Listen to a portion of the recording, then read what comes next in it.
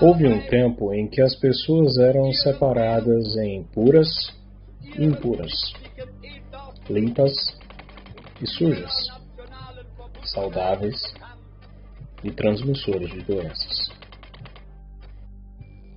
No ano de 1933, soaram os tambores daquele que viria a se tornar um dos maiores crimes contra a humanidade em toda a sua história. Em 30 de janeiro desse ano, Adolf Hitler foi nomeado chanceler na Alemanha.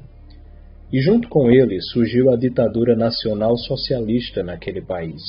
Uma das bases do partido nazista era a restauração da pureza racial ariana, o que seria atingido através da eliminação de qualquer influência judaica. O antissemitismo seria a base da grande Alemanha. O processo para isso acontecer começou no dia 7 de abril de 1933, data da proclamação do Decreto para a Reorganização dos Funcionários. Através desse decreto, foi autorizada a demissão de todos os trabalhadores que não comprovassem possuir sangue ariano. Não importava se eram bons trabalhadores ou não.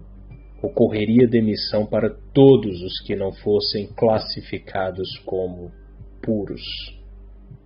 Não havia recurso. Era apenas o começo.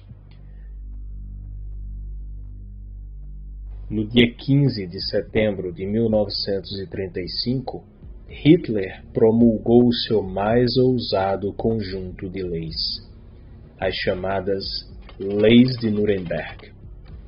Para a proteção do sangue e da honra alemãs, elas diziam. A maior parte das pessoas chiques da Alemanha não falou nada quando seus antigos conhecidos judeus foram expulsos de seus trabalhos e de suas casas por não serem puros. O bom senso parecia ter abandonado todas as camadas sociais. Em nenhuma parte se ouviu um protesto contra aquelas medidas humilhantes. Quando as demissões e os rótulos de pureza foram aceitos pela população sem qualquer reclamação, era preciso passar para a etapa seguinte: a segregação. Após a invasão da Polônia, em 1939, os nazistas criaram um gueto na cidade de Varsóvia. O objetivo era isolar ali toda a população judaica da região, quase 400.000 pessoas, ou mais que isso. O gueto de Varsóvia foi separado do restante da cidade por um muro. Uma prisão a céu aberto para isolamento dos não-cidadãos. Aqueles que não tinham os mesmos direitos que as outras pessoas, apesar de serem iguais a elas. Para o isolamento funcionar, contudo, faltava apenas o pretexto perfeito. O pretexto que faria todas as pessoas concordarem com o gueto e até mesmo entregarem seus amigos e denunciarem seus colegas de trabalho para serem levados ao confinamento. E o pretexto perfeito surgiu: a doença. Joseph Goebbels, o ministro da propaganda de Hitler, criou uma campanha para provar que o isolamento era necessário. Zu ihrem sittlichen Ethos und zu ihrer nationalen Verbundenheit bekannt. Sob sua orientação, os nazistas distribuíram peças publicitárias com o intuito de demonstrar que os judeus transmitiam doenças, especialmente tifo, uma febre bacteriana propagada pelos piolhos. Os anúncios espalhavam o medo, criando relação entre os judeus e a doença. Judeus são como piolhos, eles causam tifo, diz esse anúncio. Proteja você mesmo da tifo, evite judeus, diz esse outro. E havia, é claro, também os filmes. No filme A Luta contra o Tifo, produzido em 1942, O objetivo era mostrar que os judeus trouxeram piolhos e tifo para a Alemanha. O filme explicava como os judeus contraíam e transmitiam mais tifo do que qualquer outra raça.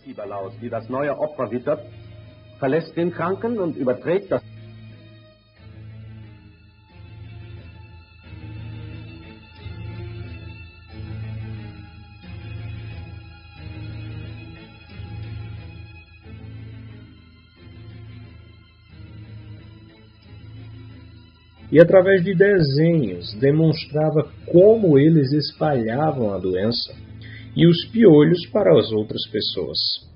Também havia a promessa de criar uma vacina contra o tifo, que resolveria todos os problemas de saúde.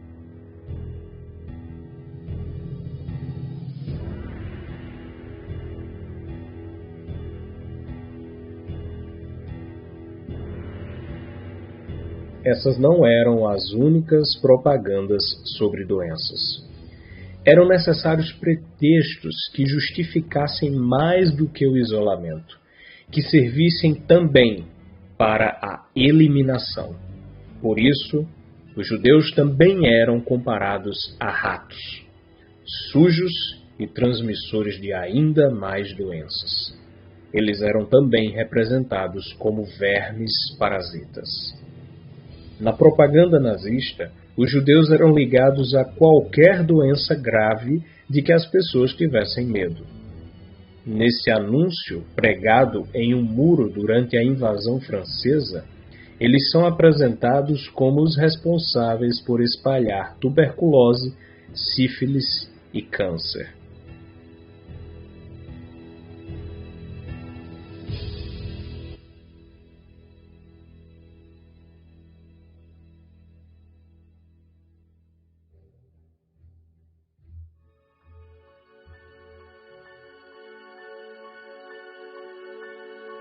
Com a propaganda martelando dia após dia que os impuros transmitiam doenças, todas as medidas contra eles se tornaram justificáveis e foram aplaudidas pelas pessoas. Os guetos passaram então a ser uma emergência necessária.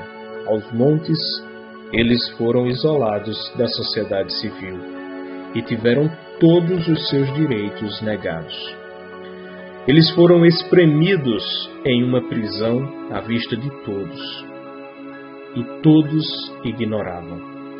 Afinal, era necessário, diziam, para morrer de fome, adultos e crianças, no meio das ruas, não cidadãos. Depois dos guetos, vieram os campos de concentração, ou campos de isolamento.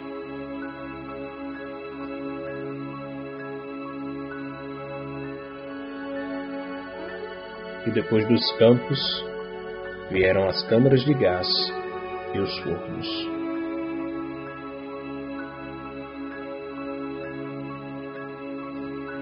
Cuidado quando você aceita que pessoas iguais em direitos e deveres sejam separadas pelo governo entre cidadãos e não cidadãos, tudo justificado com boas intenções. Você pode apenas estar repetindo os mesmos erros do passado.